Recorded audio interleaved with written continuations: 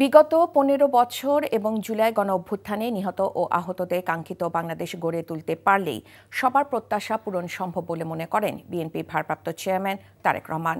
Doctors association of Bangladesh ড্যাবের কাউন্সিলে London থেকে যুক্ত হয়ে এসব কথা বলেন তিনি। তারেক রহমান বলেন, দলের ভেতরে ও দেশে গণতন্ত্রের ভিতকে মজবুত করে দায়বদ্ধতা সৃষ্টি করতে হবে। হাসান মাহমুদের রিপোর্ট। দীর্ঘ ৭ বছর পর ড্যাবের কাউন্সিল ও নির্বাচন উপলক্ষে এই আনন্দমুখর পরিবেশ।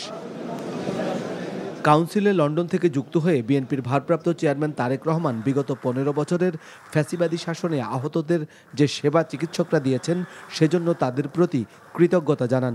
বলেন, গত বছরের ৫ আগস্ট মানুষ দমবন্ধ অবস্থা থেকে মুক্তি পেয়েছে। এখন সবার প্রয়োজন দায়বদ্ধতা সৃষ্টির মধ্য দিয়ে আহত নিহতদের কাঙ্ক্ষিত বাংলাদেশ গড়ে তোলা।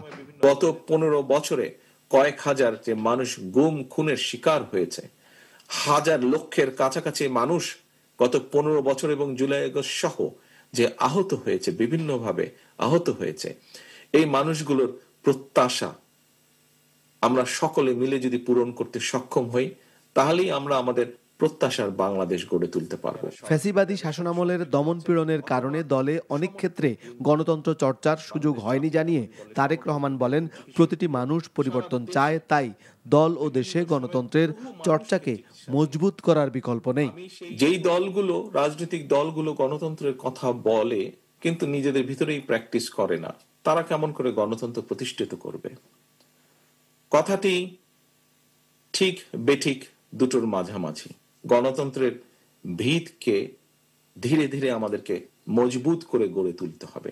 সেটি স্থানীয় সরকার পর্যায় থেকে শুরু করে জাতীয় পর্যায় পর্যন্ত, এবং অবশ্যই দলের ভেতরে সকল পর্যায়ে, সকল ইউনিট পর্যায়ে পর্যায়ক্রমিকভাবে আমাদেরকে চেষ্টা করে গড়ে তুলতে হবে।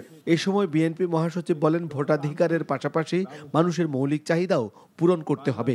শুধুমাত্র মানুষের ভোটের অধিকার নয়, বাংলাদেশের মানুষের স্বাস্থ্যের অধিকার, বেঁচে থাকার অধিকার, তার ভাতের অধিকার, অন্যের অধিকার সবকিছু নিশ্চিত করতে হবে।